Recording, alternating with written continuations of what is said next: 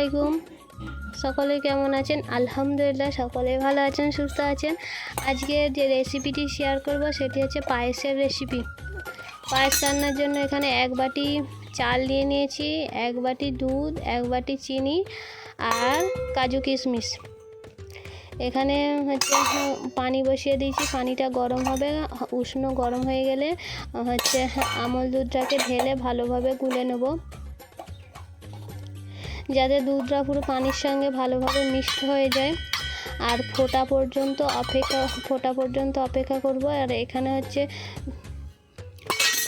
দুধটা একটু গরম হয়ে গেছে, এখানে হচ্ছে 2 থেকে 3টে তেজপাতা দিয়ে দেবো ভালো স্বাদের জন্য। আর এখানে দুধ ফুটে গেছে, দুধ ভালোভাবে ফুটে গেছে। এরপরে যে 1 বাটি চাল ছিল সেটাকে এর মধ্যে ঢেলে দেবো। চালটাকে ঢেলে ভালো করে নাড়াচাড়া করতে হবে, কিছুক্ষণ ছাড়াই নাড়াচাড়া করতে হবে, না হলে হচ্ছে চালটা নিচে বসে যাবে।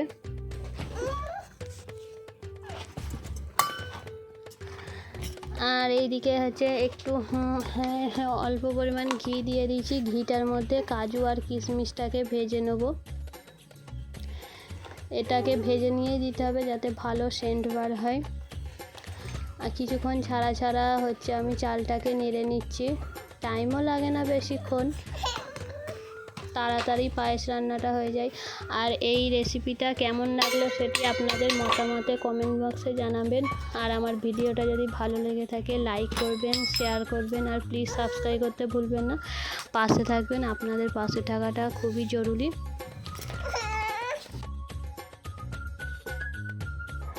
কিছুক্ষণ ছাড়াই আমি নাড়তেছিলাম, এখনও একটু সেদ্ধ হতে বাকি আছে। 5-7 মিনিটের মতো বসিয়ে রাখার পর দেখুন সেদ্ধ হয়ে গেছে চালটা। এরপরে যে আমি এক বাটি চিনি রেখেছিলাম সেটা ঢেলে দিচ্ছি। সেটা ঢেলে দেওয়ার পরে ভালো করে নাড়াচাড়া করে নিচ্ছি। চিনি প্রথমে দিলে হবে না, যখন চালটা সেদ্ধ হয়ে আসবে তখন দিতে হবে। এবারে এতে 1 চিমটে মানে 1 চামচ নুন দিতে হবে, তাই আমি নুনটাও দিয়ে দিচ্ছি। এরপরে এতে কাজু কিশমিশও হচ্ছে দিয়ে ভালো করে কিছুক্ষণের মতো নাড়াচাড়া করে নেব। এবার কাজু কিশমিশটাকে ঢেলে দিচ্ছি।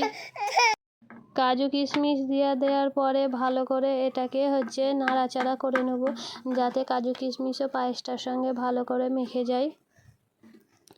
ভালো করে নাড়াচাড়ার পর এখানে 5 থেকে 7 মিনিটের মতো নাড়াচাড়ার পরে এবারে নামিয়ে নেব। দেখুন কতটা ঘন গাঢ় হয়েছে। এখানে পায়েস রান্না কমপ্লিট হয়ে গেছে, দেখুন কতটা সুন্দর হয়েছে, বাদামও দেওয়া হয়েছে। আর যদি ভিডিওটা ভালো লেগে থাকে লাইক করবেন। আল্লাহ হাফেজ।